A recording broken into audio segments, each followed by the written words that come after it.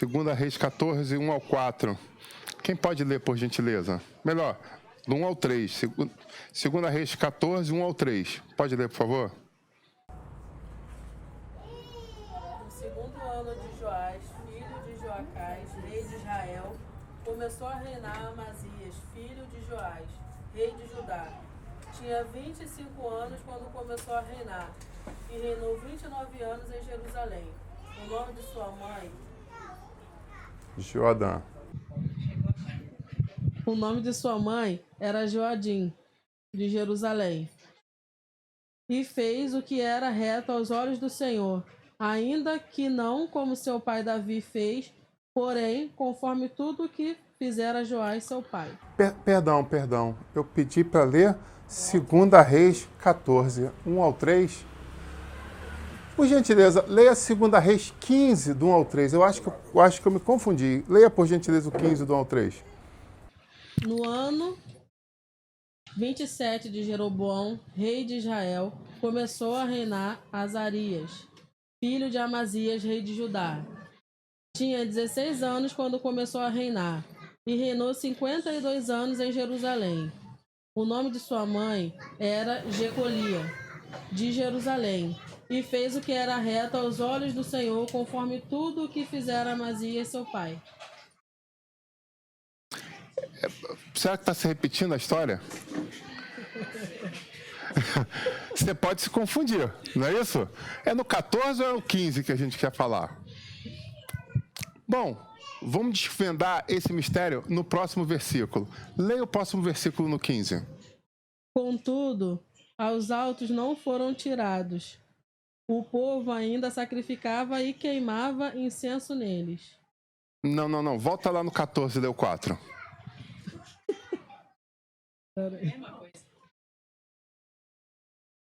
Hã? Contudo, os altares idólatras não foram derrubados, e o povo continuava a oferecer sacrifício e queimar incenso neles. Calma aí, cara. Pênalti. A história se repete logo na sequência. A mesma coisa. Mudam-se os personagens, as atitudes são as mesmas. E aí você pergunta, pastor, tem a Bíblia de Jerusalém, a de Nelson, a Bíblia Shed e tal. Se fosse a Bíblia do Rio de Janeiro, ou se fosse a Bíblia do Adriano, eu acho que eu parafrasearia num bom carioquês esse texto. Leria até o 3. E ele fez o que o Senhor aprova, tal como seu pai Amazias. Contudo, eu poderia dizer o seguinte, ele preferiu ser feliz do que ter razão. E assim eu começo a ministração dessa noite. Quem nunca ouviu a frase, eu prefiro ser feliz do que ter razão? Quem já ouviu essa frase aí? Perfeito. Frase muito difundida no nosso meio. E vou dizer que muitos especialistas em casais, né, em cuidar de casais, levam essa frase, né, com uma forma muito construtiva e muito produtiva. É melhor você ser feliz do que ter razão. Ok? Então, muita gente traz isso como uma verdade. Mas eu quero dar alguns passos e construir um caminho com você, junto, para que nós possamos andar em direção à primeira aula desse curso.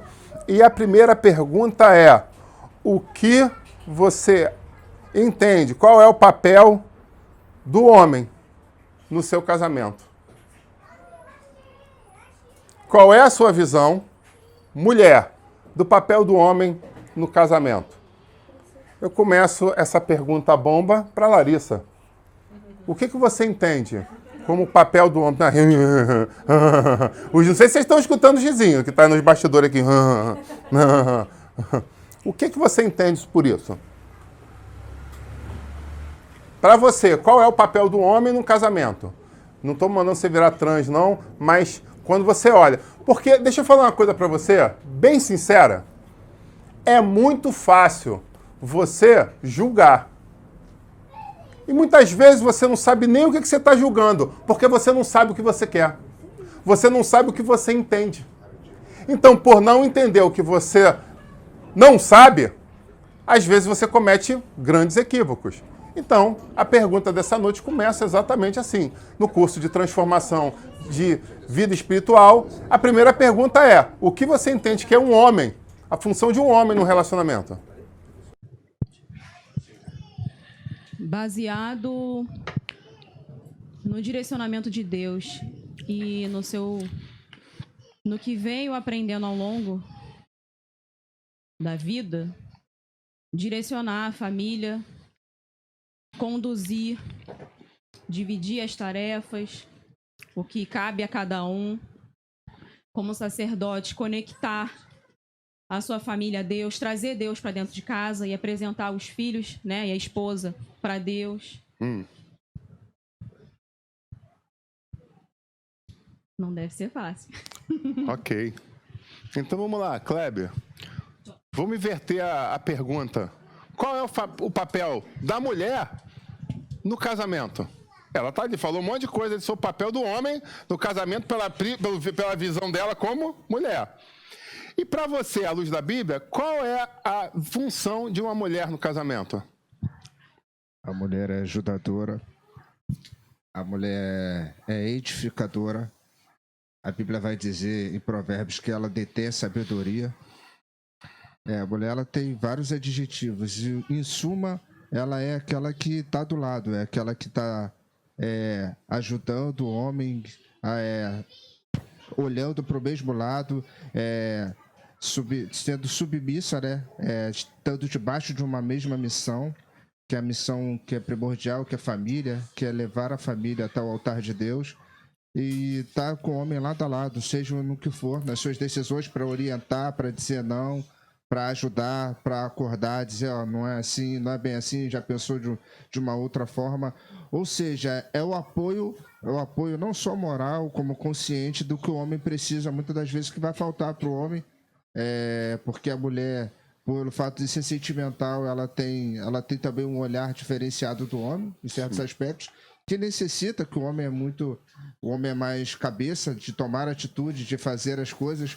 A mulher já é o senso mais clínico, então a mulher, ela, em certas situações, é primordial, uma opinião diferente. Em suma, ela é ajudadora, né? Aquela que edifica, aquela que está orando, aquela que o marido sai do lar, vai buscar o sustento, ela está orando, ela está edificando, ela está ali ensinando os filhos, né? Que ela vai ter a proximidade maior do que o pai de família, né? Que a mãe está em mais a proximidade na criação dos filhos, é ela que vai ajudar. Qual é a grande confusão? Pastor, mas calma, a gente está falando sobre... Você perdeu? Calma. Nós não... O 621 e o 622, antigamente, quando eu morava em Olaria, saíam da Penha para Sãs Penha, não é isso, mãe? Só que um ia por um caminho, um ia quase pelo Grajaú, e o outro ia beirando ali praticamente a Leopoldina. E tu, mas caramba, confusão. Mas no final da conta, o ponto final dos dois era no mesmo lugar. Talvez eu esteja pegando uma rota diferente da que você imaginou, mas acredite, nós vamos chegar juntos na Sãs Penha, ok? Então o que acontece? Nós vimos que existem papéis diferentes na questão da função do homem e da função da mulher. Câmbio. O que mais que a gente tem? Uma grande confusão. Qual é a grande confusão? A Bíblia vai falar sobre uma coisa chamada submissão feminina. E eu vou dizer para você, talvez seja um dos maiores problemas hoje num casamento às margens do Evangelho de Cristo. Talvez hoje seja um dos maiores problemas de separação entre casais. Por quê? Muitas feministas vão levantar a bandeira falando que não, a mulher não pode ser submissa ao homem, porque a mulher tem igualdade de direitos. E que a Bíblia está retrógrada no seu pensamento. Mas calma aí, quem fala isso é um desconhecedor da língua portuguesa e de etimologia de palavras. Meu Deus do céu, você está no coisa que não adianta me bombardear não, vai estudar português, tranquilo? Então, se você não entende a Bíblia, por favor, não comente sobre a Bíblia. Vai queimar mais um pouco, vai estudar mais um pouco, pega versões diferentes, se aprimora antes de você falar coisas que não têm fundamento. Então, vou dar um exemplo aqui, um casal que está na minha frente, né, sem citar nomes. Um casal que tem colocação junto ao governo. Ficou maneira essa parada, né? Colocação junto ao... Porra, pode ser um chanceler, pode ser o quê? Um promotor, pode ser um monte de coisa, né? Gostei disso, achei maneiro. Se sentiram importante? Que isso, hein? Então, eles têm uma colocação.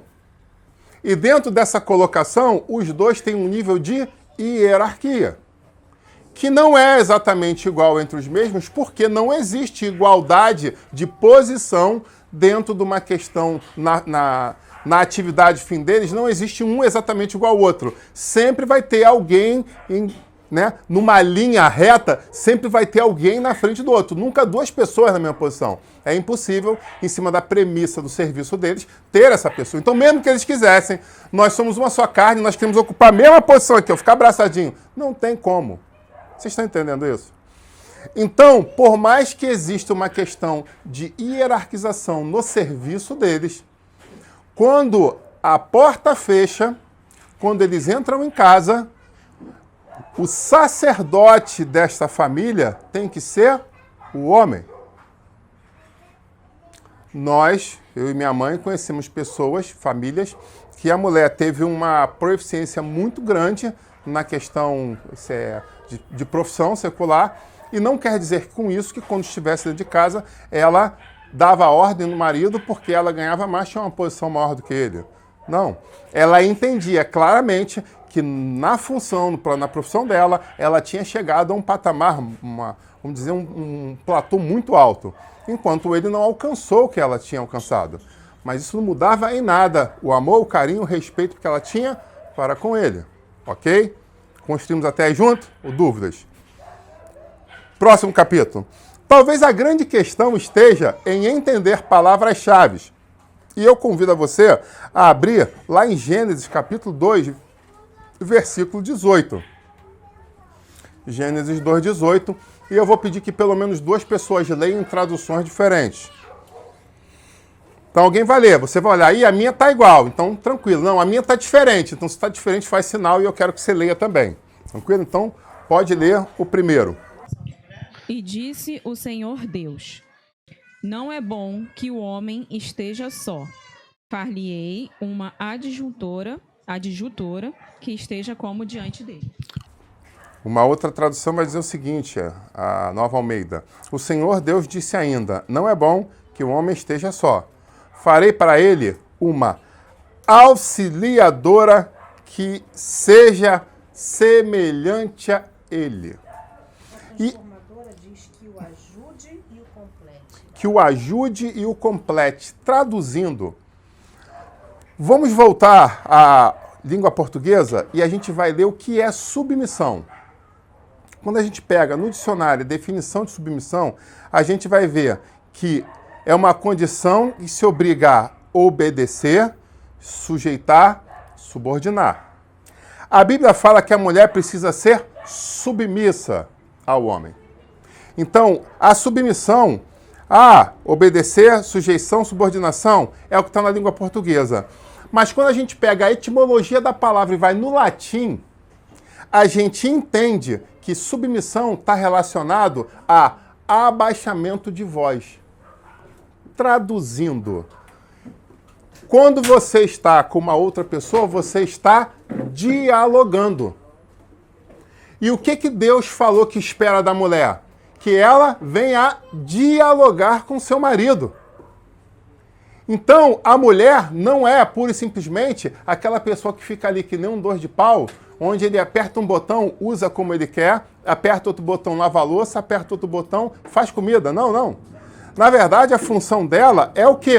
É estar falando, conversando, trocando, dividindo as informações com seu marido. Mas o que a Bíblia fala é que no final das contas, depois de dialogarem, a palavra final é do homem. Porque assim como na profissão desse jovem casal, se não houver uma definição de hierarquia, você rompe com um exército. Onde de repente alguém A grande tropa pode considerar fulano é um grande líder. Aí uma outra parte fala, não, mas fulano é mais líder. Mas se não for decidido quem está no comando, um pode chegar e falar assim, vamos atacar pela direita. E o outro fala assim, vamos atacar pela esquerda. E o que vai acontecer? Metade da tropa vai para cada lado. E a Bíblia vai falar o quê? Nem Sun Tzu, nem Senhor da Guerra, nem Maquiavel. A Bíblia vai falar o quê? Que se esse reino está o quê? Dividido, o que vai acontecer? Ele não subsiste, ele não prevalece. Então vocês conseguem entender como essa estratégia de governo e de bênção para que a família venha a vencer traz essa construção? Vocês estão vendo que não há, em momento algum, a mulher ficar submersa, né? Subjugada ao marido? Tanto que na construção estrutural do homem, a mulher saiu de onde? Que está exatamente aonde? Já pararam para pensar nisso? Onde está a costela? Aproximadamente o quê? No meio do corpo. Costela vai falar o quê? Sobre sustentação. Será que é coincidência isso? Então, maridos, entendam qual é a função da mulher no casamento. Se nós não tivéssemos menores de idade na presente e o vídeo tivesse classificado como maior de idade, eu ia explicar algo a mais. Mas eu acho que você entendeu. Só tem gente inteligente nesse canal. Aleluia! A minha mulher já até com medo que eu fale. Fala aí, mano. Tem uma palavra também que Adão usa quando ele diz, essa é osso dos meus ossos. Esse é osso dos meus ossos, portanto será chamada varoa. Né? Esse osso dos meus ossos é o Ixá, né? É a estrutura. Sim. Então, quando ele fala isso, ele está falando da característica da mulher que traz a estrutura. Você já imaginou o seu corpo sem osso? Vira um pudim de... Sim. Pudim de músculo que vai achatar todos os órgãos. O osso, ele traz a sustentação, ele traz o equilíbrio. E, na verdade, quando a gente está lá, acho que na 4ª série, né, a gente aprende em ciências que, na verdade, a função do esqueleto é dar sustentação ao corpo, né? Então, nós, mulheres, a gente também é chamada na Bíblia de edificadora. Sim. Não é? E a edificação, quando a edificação ela dá a estrutura para o prédio, para o edifício. Não é verdade? Então, é o que nós fazemos dentro do lar. O homem, ele é o sacerdote. E eu perdi a resposta da Larissa, que a gente estava tentando colocar e conseguimos colocar um Insta, mas com relação ao que nós desejamos, o que nós precisamos da figura do sacerdote no lar, é de um homem que tenha segurança, de um homem que tenha voz, de um homem que tenha autoridade. Coisa difícil, coisa complicada é você fazer parte de uma família que o homem, né, é um banana, que o cara não sabe tomar decisão, não mantém às vezes as decisões que às vezes ele consegue tomar, né? Não é simplesmente chegar com autoritarismo, não é isso. Ele pode conversar. Quantas vezes a gente conversa, né? Ele pode conversar, pode ouvir contrapontos, pode ouvir ideias diferentes, pode ouvir sugestões, mas ele recebe do Senhor, por ser o sacerdote, recebe do Senhor a orientação correta. A gente pode, às vezes, como mulher, ter a razão? Até pode. Isso não tem o menor problema. Né? Não é porque ele é o sacerdote que vai estar certo sempre. Sim. Não é sinônimo de estar sempre com a razão, mas ele vai chegar para a família depois e falar assim, ok, conversamos, chegamos num acordo e a decisão agora é essa. Sim. Por mais que a decisão ou a ideia não tenha partido dele. Mas ele vai dar uma palavra de sabedoria, ele vai trazer uma palavra de segurança. Porque um lar sem um sacerdote seguro causa instabilidade e insegurança em todos os seus membros. Bom, e aí eu entro no estudo, na língua portuguesa, da segunda palavra, que é a palavra adjutor. O que é ser adjutor? Pergunto eu para você. O que é ser adjutor? Porque quando a gente entende, a coisa fica muito mais clara. Adjutor quer dizer aquele que ajuda ou auxilia. Tranquilo, dicionário português está fácil. Mas vamos nos aprofundar de novo? Vai lá no latim e fala o que é ser adjutor. Adjutor no latim, na origem da palavra, quer dizer que é aquele que socorre. Então a Bíblia está falando que a mulher é aquela que traz socorro ao sacerdote. Meu amigo, quer uma situação de honra maior do que essa? E existem mulheres que falam, não, eu não vou ser submissa, eu não vou ser adjutora, porque é tudo igual. Tá bom, aí você está na posição de igual. E quem vai ajudar? Porque, na verdade, quando Deus construiu esse relacionamento de uma forma plena, ele colocou papéis. Hoje, eu estou ministrando, meu amigo Kleber está o quê? Operando o som. Agora, imagina se eu estivesse aqui e estivesse dando microfonia, só um minuto, parasse, fosse lá, voltasse aqui. Hoje, o nosso obreiro Eric está cuidando das crianças, né? Esse porrete aí tá para quê? Um porrete isso aí? Não, não. Ele está só cuidando das crianças, entendeu? Não tem nada não tem. Não, eu tive uma sombra aqui, eu pensei que era uma perna de 3 ali, mas um Maracanã. Maracanã, quem é mais novo não sabe o que é, mas o pessoal da antiga lembra aquele cacetete de 1,20, mais ou menos, que a polícia usava, né? Quando é um pedaço de pau dele, parecia uma árvore, para pegar o povo, para separar a briga no Maracanã na geral. Continuando, então, imagina se eu tivesse, não, a criança chorou, para aqui só um minuto, pessoal, dá um pau na transmissão que eu vou lá ver. Então, existem papéis que precisam ser preenchidos para que as coisas possam fluir. E assim, o papel da mulher nessa questão do relacionamento. A mulher tem uma capacidade tal que ela consegue intuir, perceber e agir. E o homem, de uma forma mais emocional, ele é mais impulsivo. E a mulher chega e fala, ei, calma, o que foi? O que foi? Passa a guilhotina, igual aquele filme de ação, né? Aí passa a guilhotina, mulher, agora pode continuar. O cara não tá vendo. A mulher tem essa capacidade perceptiva muito maior.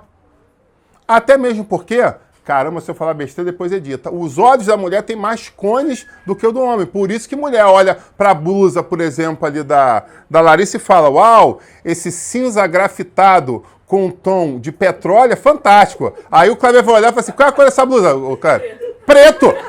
Claro! Porque os olhos da mulher têm mais cones, traduzindo, tem mais percepção que o do homem. Tem mais percepção de cor. Minha filha, às vezes, se comprei um jogo de lápis, de 50 lápis. Não, porque o tom pastel tal, e às vezes eu fico ali em silêncio para não passar vergonha.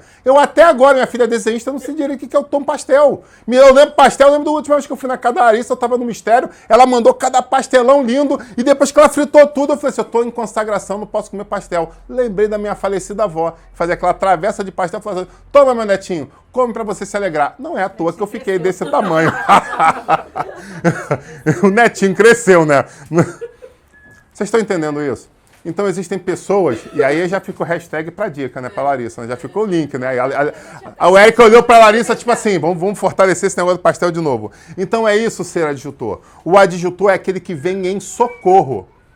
Mas eu já falei essa brincadeira algumas vezes sobre luta de telequete. E eu não sou tão velho assim, eu lembro da minha avó e da minha mãe vendo lá, como é que é o nome daquele cara louro que vocês choravam de emoção, que... Não, olha, aproveita, é curso de libertação, já vamos botar Ted Marino, né? Ted Marino, o nome do... Olha aí, olha, ficou vermelho. Ted Boy Marino. Olha aí Deus revelando, ó. Ted Boy Marino. Aí, suspirava que homem, aquele, né? A irmã ali ficou vermelha também. Eu só falei da outra. Lembra do Ted Boy Marino, lembra? Ninguém lembra de nada. Eu era criancinha, lembro, mas ninguém lembra. Tudo bem, me perdoe vocês. Continuando. Na luta de telequete, um só podia ajudar o outro, eu já falei isso, quando um tocava na mão do lutador que estava lá de fora. É exatamente isso que a Bíblia traz por comparação. O homem tem a função de sacerdote, mas eu domingo vou ministrar sobre essas questões, né? Em cima ainda do Setembro Amarelo, a segunda fase da ministração, eu vou entrar nessa questão, sobre a questão de por que os homens acabam se matando mais do que as mulheres.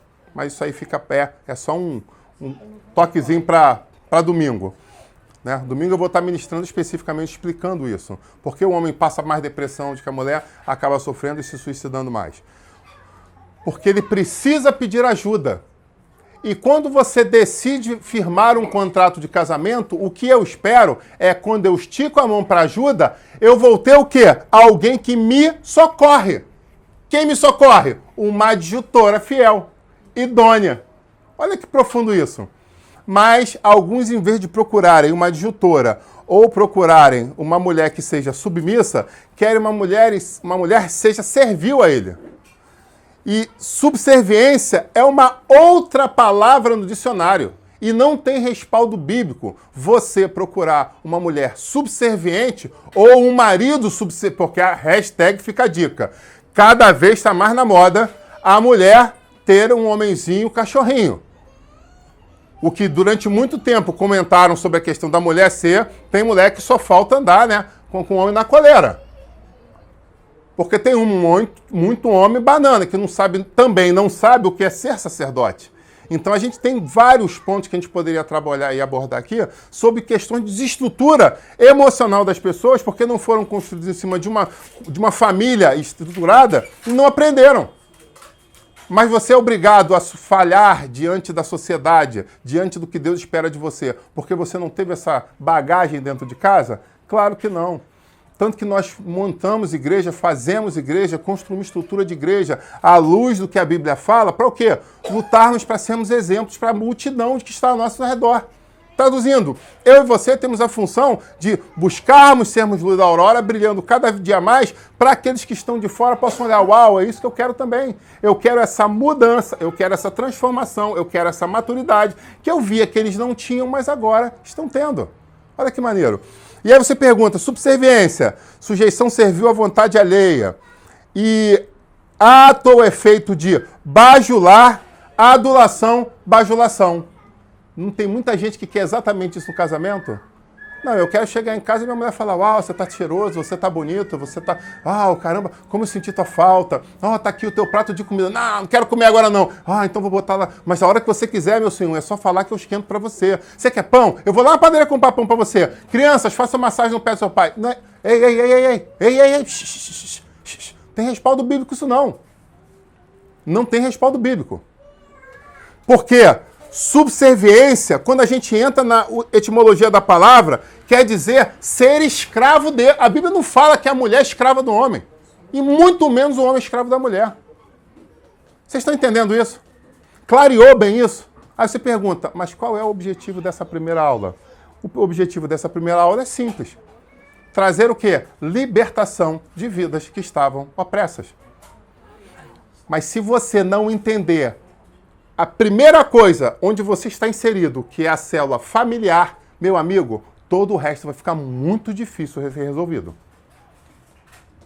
Então, por isso que quando eu clamava ao Senhor, Senhor, eu trabalho em cima de quê? De uma aula, da outra, né? Falo que ponto, o Espírito Santo ministrando no meu coração. Eu falei, Senhor, estou entendendo. Ele é isso que eu quero que ministre. A libertação da mente para que as pessoas entendam, primeiramente, se a gente está falando de família, de reestrutura emocional, de reestrutura espiritual, nós precisamos, primeiro, consertar algumas definições que estão equivocadas. Amém, igreja? Então, lembre-se, a sua mulher não está envolta em subserviência. O seu marido não está envolto em subserviência. Se você tem mantido um casamento em cima disso, eu convido você a clamar por libertação das suas emoções. Porque isso não provém do Espírito Santo de Deus. Isso não provém do trono de Deus. Isso não tem fundamento bíblico. Então eu peço a você que faça uma introspecção, vá aos pés do Senhor e busque por libertação. Se necessário for, procure os seus líderes, que nós teremos o maior prazer de estar orando e te ajudando a reescrever a história da sua vida, ok? Uma outra coisa, enfrentando gigantes. Esses dois jovens que vocês leram a história, chegaram no momento onde eles, a partir de agora, de um dia para o outro, num estalar de dedos, num soar de trombetas, para ser mais específico, dentro da cultura judaica, eles foram impetrados reis. Então, a partir daquele momento, por mais que eu tivesse responsabilidades anteriores, por mais que eu tivesse experiências, agora o cajado está literalmente na sua mão.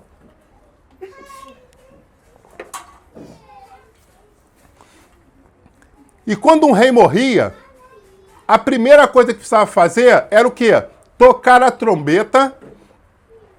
Com que objetivo? O povo de concurso público aí já anota essa daí, ó. Para que não houvesse vacância no cargo. A gente já bota o nível lá em cima que a gente aproveita e o cara, pô, eu queria estar num cursinho preparatório, eu vim pro culto, a gente já vai estudar junto aqui.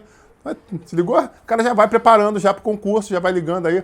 Anotou aí, moça? Então, para que não haja vacância, já gostou da redação? Você pode até não saber o que significa isso, mas 0,25 você já garante só botando essas palavras difíceis da banca.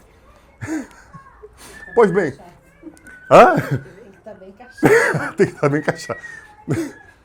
E aí a Dominique já ficou ali, eu quero falar sobre isso. Essa é a minha área, eu entendo disso. Você não quer falar, não? Ela ficou ali, essa parada eu entendo, essa parada eu curto. Dá o microfone. Só de falar ficou vermelha. Só de falar. Ela quer falar e já tá. Abanha essa menina aí. Continua respirando pra não desmaiar. Meu Deus do céu, cara. Pega um copo d'água pra ela. Porque ela falou, eu sei, vacância eu sei, direito, essa parada é da minha área. Então, para que não haja um espaço entre aquele que se foi e o que está sendo empossado, é necessário que haja uma ação rápida. Deixa eu dizer uma coisa para você. A grande questão aí não está somente nas emoções do povo. Está envolto a questão da incerteza. Porque aquele rei que estava à frente, todos sabiam quais eram as ordens, as vontades, os desejos, os anseios daquele governante. E do momento que ele ia, normalmente por morte, nessa época, o que acontecia? Havia um vazio psicológico em meio ao povo. E agora, o que será? Quem vai ser? Como vai ser? E aí começava o quê? O zum, zum, zum. E não tem coisa pior para uma estrutura do que o tal do zum, zum, zum. O disse-me disse. Eu acho que é isso. Não, agora vão invadir a gente vai morrer hoje. E aí começa, porque o espírito de pessimismo começa a se alastrar de uma forma extraordinária. É PG, é geométrica a progressão. Olha, eu estou falando, a gente usa matemática agora. Progressão geométrica. Okay? Não é nem aritmética, é geométrica. Então é importante o quê? Rapidamente eu colocar quem está à frente. Pois bem, eu chamo você a refletir. Se você está iniciando um casamento, se você está iniciando um namoro, se você está iniciando, já entrando numa situação de noivado, é muito importante que você deixe bem claro qual é o teu plano de governo. Para de focar um pouco no método Braille, de tocar em todos os lugares impossíveis e inimagináveis, e começa a usar, começa a usar a voz. Quem fala cuidado, começa a usar a boca, o cara já se imagina beijando. Não, para um pouco. Larga essa varoa aí, varão. Em nome de Jesus. Então você precisa o quê? Dialogar. Agora ficou melhor, né? Que aí não tem... Para de usar a mão, começa a usar a boca, o cara já começa na patifaria a pensar outras coisas. Não. Comece a conversar mais. Porque se você consegue conversar com essa pessoa que era ou que vai ser, ou que está sendo, você vai começar a ver a evolução na sua história. Porque agora você começa a construir. Vamos dar um exemplo aqui dessa moça, né? Estou na faculdade de Direito. Ok. E aí eu lembro uma história de um camarada meu, não sei se ele está assistindo esse vídeo hoje. Ele chegou, tem expectativa, hoje ele mora no Rio de Janeiro, tem expectativa de se mudar para Minas Gerais por um tempo específico, para depois cruzar esse Brasil em meio à profissão dele. Esse é o sonho dele. E aí ele arranjou uma namoradinha, muito fofinha, muito bonitinha, muito lindinha, que faz faculdade o quê? De, sei lá, museologia, uma goiaba dessa daí, cara. Não sei nem direito que curso é esse. Mas o fato é de cuidar de pé, curadora de museu, se eu não me engano. Nem sabia que tinha faculdade disso. E aí a questão de cuidar das artes, né? O que foi? Tem um negócio lá, cara, fazer lá restauração. As matérias da faculdade é cada coisa. Eu pensava que era educação física, que era um negócio complicado, né? Ensinar velhinho a nadar, agora ensinar criança a nadar. Né? O pessoal de educação física, ensinar a dar na cambalhota. Em nome de Jesus, me perdoa, não guarda rancor. Tá vendo de casa? Ele não tá aí? Aproveitei que ele não tá, que eu esqueci que tá vendo. Aí respira, tem que exercitar a resiliência, volta à posição e volta a amar o seu líder. Okay? Então, eu tinha essa faculdade, você, mas que faculdade doideira tal. Qual é Essa faculdade aí é para ficar onde? Ô, meu amigo, os grandes empregos é em Rio e São Paulo. Aí você... mas eu quero ir para... Não, Minas eu não vou. Ou eu fico no Rio, ou eu fico em São Paulo, porque essa é a expectativa da minha profissão. Mas é porque para cumprir o meu sonho, não, você está no Rio, você fica no Rio. E ponto final. E aí você pergunta, qual é a expectativa de oxigênio nesse relacionamento depois do casamento? Qual é a chance de ali na frente eles já terem problema? Pastor, as pessoas podem se reinventar, sim. Mas a questão é, se na hora que está começando a coisa já é gritante, será que vale a pena investir nisso? É uma pergunta madura que eu faço a vocês. Vocês presenciais e vocês da internet. Pastor, já comecei, já estou casado, já botei aliança, então vamos praticar uma outra coisa, que é a questão de construção de um pensamento e fugir dessa palavra que é muito complexa, onde você chega e fala, eu prefiro ser feliz do que ter razão. Porque se você fizer isso, você pode estar se matando emocionalmente. Você pode acabar com o seu ânimo, com o seu brilho, por causa de uma situação dessa. E algumas pessoas ainda chamam isso de felicidade. Então você está dizendo que tudo tem que ser feito a ferro e fogo, tem tudo que ser um campo de batalha, tem tudo que ser no campo da disputa? Não, eu não estou dizendo isso. O que eu quero dizer é que algumas pessoas abraçam essa terminologia, essa doutrina, onde diz, eu quero a vida toda ser feliz do que ter razão. Você está se apagando em detrimento do próximo. É isso que eu estou falando. Enquanto você precisa construir uma linha de pensamento. Não estou dizendo que tem que ter vencedores e perdedores, mas eu estou dizendo que quando você consegue conversar, você consegue dialogar, você consegue trazer contrapontos, a expectativa de uma estruturação familiar é infinitamente melhor. É infinitamente maior. Amém, igreja? Bom, vamos mais à frente? Qual é a função, uma frase que a gente escuta sobre liderança muito também, que é muito batida? Um líder precisa mostrar para o que veio. Quem já ouviu isso? Não é isso? O líder tem que mostrar para o que veio. Mas eu quero trazer um contraponto também em cima disso. Será que o líder precisa mostrar para o que veio, ou primeiro ele tem que informar para o que ele veio? Não. Há controvérsias. Eu concordo com essa situação aí, porque quando você mostra, você já informa. Será que é sinônimo? Convido vocês a refletirem. Será que é exatamente sinônimo? Será que é alternado, como a gente diz na questão da logística? Vamos refletir sobre isso. Vamos fazer um exemplo aqui, que acabou essa aula aqui. Essa ministração, o Duda já está ali, ele, posso usar o banheiro? Pode. Aí ele vai, bota aquele short, aquele calção, né, de tactel, aquela camisa, né, laranja fluorescente, um tênis de R$2.000 e fala assim, meu amigo, bota lá teu tênis, sua blusa que a gente vai sair numa missão agora. Aí eu, caraca. E aí ele sai correndo, e aí vamos correr. Aí que o Felipe já, não, vou correr, o Kleber, não, vamos juntos, vamos ver lá. E a gente sai correndo. O Eduardo está mostrando? Está mostrando. Ele já botou a roupa, ele já deu o indicativo, ele já mandou botar minha roupa e começou a correr. E aí? Cuidado, nem sempre essa premissa de mostrar para o que veio vai trazer uma conquista e uma vitória. Agora, se ele chega e fala, olha só, parada é a seguinte, tá aqui a roupa, tá aqui o tênis, tomei um terbuterol, tô como hoje, eu tô ligadão, entendeu? Já pedi a pressão já no normal, tá 15/11, tô como, né? Suando em bica já, o metabolismo já aceleradaço.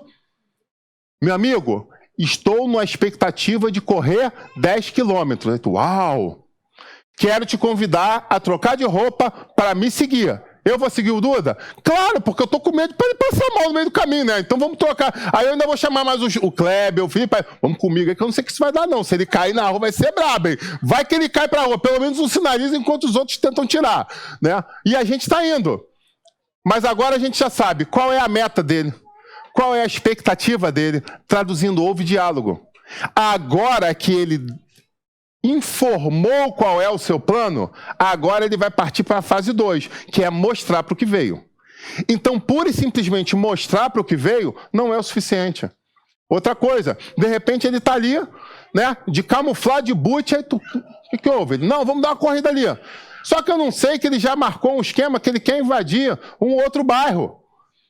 E de repente, como se fosse paralelo de uma outra nação, ele já vai entrar em guerra quando chegar lá. E aí, quando eu chego lá, o que houve? Não, ele já tinha lá a espada dele, o escudo dele já estava lá, e eu estou na mão.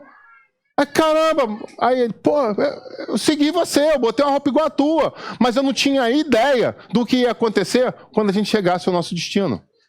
Então, de novo, eu bato na tecla. Não tente adivinhar o que o outro está pensando. Converse com ele. Eu vivo implorando isso à igreja. Não tente adivinhar o que eu estou pensando. E de vez em quando eu sou surpreendido com o quê? Eu estava pensando o que você estava pensando. Meu Deus do céu, eu já implorei isso. Quase chorei, quase dobrei o joelho falando, por favor, me pergunta. Aí o que acontece? Alguém vem me perguntar porque alguém disse, não faz isso não, cara. Isso é o que o Satanás mais quer que aconteça. Para trazer o quê? Divisão dentro da igreja. Então, em nome de Jesus, pastor, você está com um negócio no bolso, não entendi aquilo. Eu vou falar, não, que eu estou com um gravador por causa do backup ali. Aí eu estou com um gravador aqui no bolso, então se der pane na gravação, eu já tenho aqui o plano B. Ah, entendi, esse volume no seu bolso. Pronto. Eu pensei que era uma outra coisa. Pronto, já desmistificou. Entendeu? Ou eu vi isso aí, mas para que ele quer isso? Está gravando? Que excesso? Não, é porque deu problema na gravação, ficou picando. Então agora a gente decidiu voltar a usar o backup de som. Ah, eu não sabia que tinha picado. Eu vi a mensagem, mas é porque ela já estava editada. Uau, eu não sabia disso. Qual é a melhor forma de você descobrir informação? Perguntando a origem, perguntando à pessoa. Então não tente adivinhar. Não tente descobrir por terceiros. Institua o hábito do diálogo, conversa a dois. Amém? E com isso você também vai alcançar libertação. Uau! Não é que está começando a fazer sentido? Isso tudo, então, são tópicos de libertação. Sim, exato. Bom, mais uma. A gente falou da história de 2 reis. E qual é a característica desses 2 reis? Eles tiveram a decisão de usar da política da boa vizinhança. Porque vocês viram que os 2 decidiram fazer o quê? O que agradava ao Senhor. Então, o que eles fizeram? Não, olha só, eu estou no meio de uma geração de gente pecando, destruindo tudo, se matando, se acabando. Mas eu sei o que é o certo a ser feito. Ok? E aí eu pergunto, quantas vezes nós sabemos o certo a ser feito?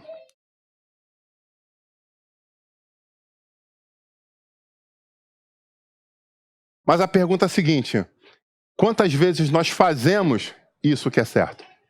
Nós tomamos a decisão correta. Eles optaram pela política da boa vizinhança para o quê? Ter um reinado de paz. Um reinado tranquilo. Traduzindo, eles não iam enfrentar dificuldades junto à população, à grande massa. Concordam comigo? Não, eu decido fazer o que eu sei que é certo. Eu sou um exemplo vivo para vocês do que é certo. Agora, se vocês querem ou não querem fazer, é problema de vocês. É essa a imagem que os 2 passaram. E numa situação quase que imediata. Um reinado fez, logo pouco tempo depois o outro reinado fez a mesma coisa. Então eu convido você a refletir se esse é o melhor caminho. Aí a gente tem um outro exemplo. E eu peço você abrir em 2 Crônicas 17. 2 Crônicas 17, um pouquinho depois. Vamos dar uma olhada lá, uma outra história. Só que agora a gente vai ler sobre a história do rei Josafá. Josafá. 17, versículo 3 e 4. Alguém pode ler, por favor?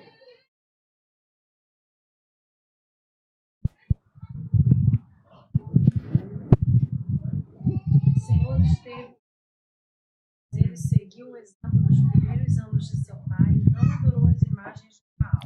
Buscou o Deus de seu pai, obedeceu a seus mandamentos e seguir as práticas perversas do reino de Israel. Olha só a grande diferença. O que ficou igual e o que ficou diferente nessas duas histórias? Vocês que já leram aí o anterior. Os dois seguiram o que era certo? Os dois alegaram o coração de Deus? Sim ou não? E aí? Os dois alegraram o coração de Deus? Sim. Os dois trouxeram a decisão sua de alegrar? Sim. Mas qual é a grande diferença entre a história dos dois primeiros e desse? Que esse foi macho, esse foi sacerdote, esse foi líder espiritual da nação. E esse tomou uma decisão unilateral, porque ele sabia o que era melhor para todos. Ele sabia que não se resumia a vida dele no palácio. Ele sabia que ele não podia continuar adorando ao Deus vivo no palácio, na proteção dele, e vendo toda a nação se destruir. Então ele vai e toma uma decisão. Ele destrói vários altares idólatras em Judá. E ele não termina só aí, porque o outro versículo não vai falar mais. Ele vai falar o quê? Ele enviou levitas e oficiais para ensinar ao povo a lei de Deus. Traduzindo, ele decidiu não ser político. Ele decidiu ser verdadeiro, porque a vontade maior dele não era só ter um governo de satisfação. Ele sabia que existiam situações que precisavam ser feitas, e precisavam ser feitas de uma forma urgente. Então, talvez seja aí a grande diferença que há na vida de um verdadeiro sacerdote. O sacerdote precisa entender qual é o papel da esposa. Ele precisa entender que ela está ali para orientar, ajudar, auxiliar ele, ser um ombro amigo, mas a caneta está na mão dele. E ele não pode delegar essa caneta. Porque se ele fizer isso, ele ofende o princípio bíblico. Ele ofende o Espírito de Deus. Porque Deus constituiu esse homem para estar assumindo um papel. E esse papel não é delegável. Esse papel é exclusivo dele. E as mulheres precisam entender isso, que elas vão levar o homem, praticamente colocar a mão dele, porque a mulher sabe, edifica a sua casa. A mulher sabe, meu amigo, quem conhece um pouco de mulher, eu tenho várias mulheres em casa, eu entendo esse negócio de mulher. Eu tenho 2 filhas, uma cadela e uma esposa, tranquilo? Então, já eu entendo que é isso. Muitas vezes, quando eu estou vendo, elas estão pegando a minha mão e levando no papel. Quem já viu isso? Quem já viveu isso? Aqui, pai, assina aqui, pai. Aí tu, amor, papaizinho, fofinho. Aí tu, quando tu vê, o que é isso aqui? Porque a mulher tem essa capacidade. A mulher sábia. Hoje eu ouvi uma história muito triste, de vida real, que eu divido com vocês. Existia uma igreja, onde existia o pastor e o copastor. E a gente ministrou sobre a questão das funções dentro da aviação comercial. Então a gente sabe que existe a função do piloto e do copiloto. E os dois se completam, os dois se ajudam, os dois proporcionam um ótimo voo. Amém, igreja? Pois bem, existe uma igreja onde tinha um bom piloto e um bom copiloto. Um tinha uma característica muito boa na pregação da palavra, ele era um verdadeiro evangelista. E o outro tinha uma noção de administração sobrenatural. O que colocava na mão dele, prosperava. Imagina esses 2 homens juntos, o quanto essa igreja estava crescendo e multiplicando. Um ótimo na palavra e outro ótimo na administração como um todo, de pessoas, de bens, de recursos, de estratégia. Traduzindo, essa igreja era uma igreja feliz, porque tinha homens que se completavam dentro dos seus papéis. Num dado momento, as 2 esposas tiveram uma rusga. Não sei se elas compraram o mesmo vestido no mesmo lugar, porque rusga de mulher é um negócio complicado. Vai entender, né? Pode ter sido diversos motivos, né? E no mesmo cabeleireiro, sei lá o que foi. O fato é, começou uma pequena rusga. E essa pequena rusga não foi resolvida, não houve diálogo. E essas 2 mulheres que tiveram a rusga entre elas, fizeram o quê? Viraram seu escantilhão para os seus maridos. E começaram a o quê? a minar os seus maridos sobre a real importância deles continuarem juntos. E as duas fizeram o mesmo trabalho, motivaram seus maridos a viverem uma vida individual dentro do ministério. E o que aconteceu com essa igreja? Essa igreja rachou. Foi aberto 2 igrejas. Uma parte do povo ficou com uma parte do povo ficou com outra. E eu pergunto a você, como estão essas 2 igrejas hoje?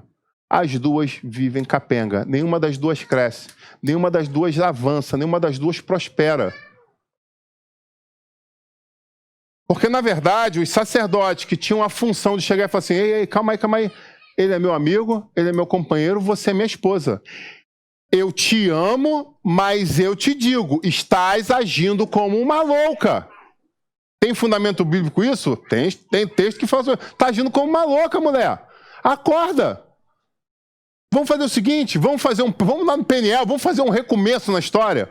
Vamos acertar, vamos consertar, vamos curar, vamos sentar, vamos dialogar, vamos entender onde foi o ponto do conflito. Às vezes é alguma coisa ridícula, mas Satanás fica só esperando uma oportunidade para entrar e fazer. Vamos ao futebol. 1981, algumas pessoas que torcem nesse Brasil e nesse mundo pelo um time chamado Clube de Regatas do Flamengo acompanhavam a final da Libertadores das Américas, ok? E nesse jogo da final da Libertadores das Américas, o time que estava jogando contra o Flamengo era um time muito violento. Muito violento. E estavam vendo as situações, gente com pedra, relato dos jogadores, falava que tinha gente jogando com pedra na mão, passava, dava soco com pedra. O negócio era outro milênio, não é nesse milênio não, é outro milênio, isso é outra história, é outro futebol. Maracanã cabia 200 mil pessoas, hoje eles dizem que com 20 mil tá cheio, eu não entendo isso, né? Na época que eu ia pro Maracanã era 120, 130 mil, a gente ficava triste, pô, não vem ninguém hoje, cara, tá vazio esse negócio. Né? E você sentia o surround sound, que você pensa numa caixa daquela marca, não vou fazer merchan pra vocês não, se quiser patrocina. E aí ali você entendia o que era só 120 mil gritando, rapaz, o negócio aí, tu arrepiava, era uma outra situação. Né? A gente ouvia de casa, né, mãe? A gente tá vendo o jogo, vai pênalti, caramba, cara, alguém gritou aqui. A gente ouvia 3 quarteirões, parecia que estava falando do teu lado. Né? Era muito empolgante. Por que você está falando isso, pastor? Você vai entender. Se você puxar nas histórias, você vai ver que teve um dado momento, um jogador, se eu não me engano, foi o Adílio, saiu machucado, já quase no final do jogo, e machucaram ele, e ele teve que ser substituído. E o técnico chamou um jogador, falou algo no ouvido dele, e ele entrou pelo meio de campo. E ele entrou pelo meio de campo. E ele entrou pelo meio de campo. E chegou do lado do outro jogador desse time e deu um socão e voltou já saindo de novo, porque ele já sabia que ia ser expulso. E a torcida ficou inflamada diante daquilo. Era um ato desesperado de vingança que as pessoas estavam tendo. Apanhou, até que veio alguém para se vingar. Depois de alguns anos, esse cara deu uma entrevista na televisão e eu assisti esse jogo e ele falou assim, eu me arrependo do que eu fiz. Naquele momento eu estava tomado pela emoção. E o técnico também se arrependeu, deu declaração se arrependendo. Porque ele me falou, vai lá e quebra ele. Tipo assim, chega, já está acabando o jogo, a gente vai ser campeão e chega de apanhar. É o grito de liberdade. E aí, de repente, você fica numa situação dupla. Uau, nos vingamos. Mas será que isso é o certo? Pô, mas é errado. Mas eu comemorei com isso, não devia ter... Então, traduzindo, existem momentos que a gente é levado pelas emoções. E aí, como minha esposa disse bem, a mulher tende a ser mais emocional. Então, não quer dizer que em meio às emoções da mulher, o homem, que é a pessoa mais centrada no relacionamento, tem que fazer tudo ipsiliter que a mulher mandar. Ou melhor, sugerir. Porque a mulher não manda no homem, né? Olha aí, hashtag fica a dica de novo. Então, que ela sugerir. Que tem mulher que é o seguinte, Não, eu não mando meu marido, não. Eu só dei ideia nele, só sugeri. Aí você já fica em sentido. Já viram isso? Sim, senhora. Sim, senhora. Eu não mando meu marido, não, viu, pastor? Sim, ok, irmão. Amém, amém. Glória a Deus, irmã. Amém, pastor. Olha lá, eu vou dar aquele de lutador de MMA, né? Vou partir, vou sair na baiana. Mas você, não, tudo bem, irmão. Você não manda nele, não. Você só pede de uma forma efusiva. Então, o teu jeitinho com uma peixeira na mão, né, é bem assim convincente.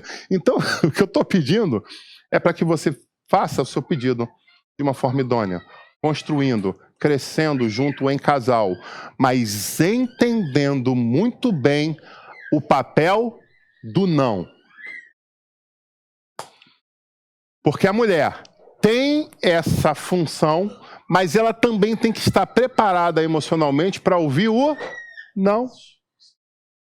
Porque aí alguém, como ela disse, é uma construção muito boa. O que se espera do sacerdote é que ele tenha uma ligação com o Senhor. Amém. Aí, de repente, ela chega e fala, mas o que foi sugerido era o melhor para nós como família. E ele disse não. Então, qual é o próximo passo que essa mulher idônea precisa fazer? Subir. Primeiro falou para cá, deu errado, e ela tem convicção do que ela está falando, que aquilo é o melhor, então vai conversar com o Senhor. Porque o Senhor ministra. E aí é interessante que a gente atendeu uma pessoa há poucos dias atrás, e essa pessoa declarou, falou assim, vai do trono buscar ele, eu não quero ir. Aí, por quê? Porque eu sei que se eu for, qual vai ser a resposta, mas eu não quero ouvir essa resposta. Traduzindo. Eu vim pra cá pra ouvir o negócio, apanho. Aí no final ele, eu tô feliz. Por que você tá feliz? Porque eu tô ouvindo a verdade. Como eu queria ouvir a verdade.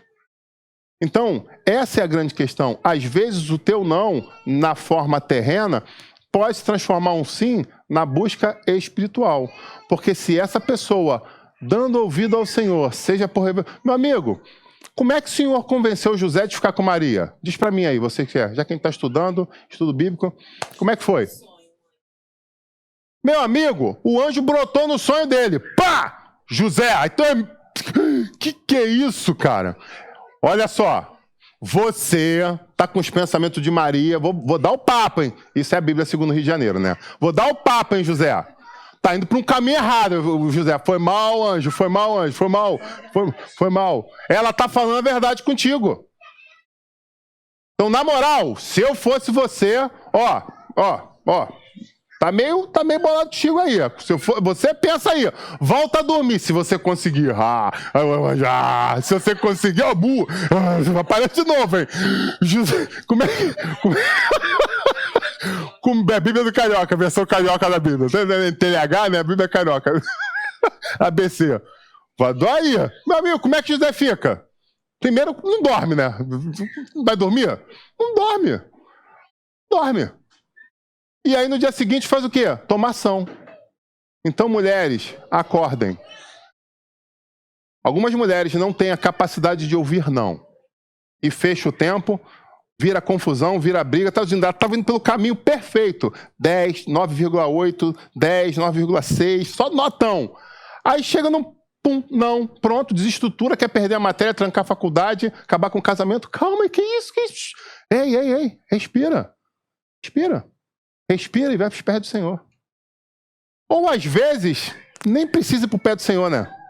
Porque você já sabe como essa pessoa que nos procurou, sabe que nem ia para o pé do Senhor. Porque se for para o pé do Senhor, na verdade, já sabe qual é a resposta. Então, nem faz os anjos, deixa o anjo trabalhar com quem precisa e só toma a decisão correta. Amém?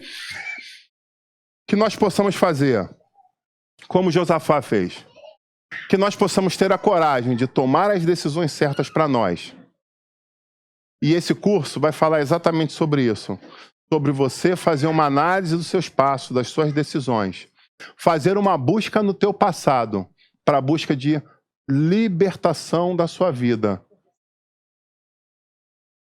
Fala, gostei disso. E correção do seu futuro. Você pode fazer uma libertação do seu passado e mudar a sua história no futuro. Só depende de você. Mas nós vimos 3 histórias bíblicas aqui. 2 homens que decidiram fazer isso. mas fazer parcialmente. E agora eu quero sair do papel de nação e entrar no papel de família. Eles fizeram parcialmente e viram a sua casa se destruindo. Que nós não venhamos ao ponto de ser egoísta, de pensar somente em nós, mas que nós possamos entender que nós fazemos parte de uma família, que nós fazemos parte de um contexto, que nós fazemos parte de uma igreja. E quando nós buscamos a transformação da nossa história, o mínimo que eu posso fazer é sonhar para que meu irmão, meu marido, meu filho também venham a alcançar essa transformação / libertação. Amém, igreja? Josafá tomou a decisão correta. E Deus está nos chamando para sermos sacerdotes e se posicionar com o objetivo de derrubar os altares da idolatria. Talvez você ainda tenha guardado aquele quartinho escuro. Aquele lugar que você visita em certos momentos da sua vida, onde ninguém está vendo. Mas você sabe o que você está fazendo. Você sabe que você adora a Deus, mas na madrugada o que você tem feito? No escondido o que você tem feito? Você sabe aquela caixinha que você guarda com aquelas lembranças, como realmente um altar onde você bota fotos, lenços, perfumes? Você sabe do que eu estou falando. O que eu quero convidar você é aceitar a plena libertação e transformação da sua história. Porque com certeza essa bênção não vai alcançar somente você, mas vai alcançar também a sua família. Quero convidar você a se colocar de pé em nome de Jesus. Eu quero orar por você.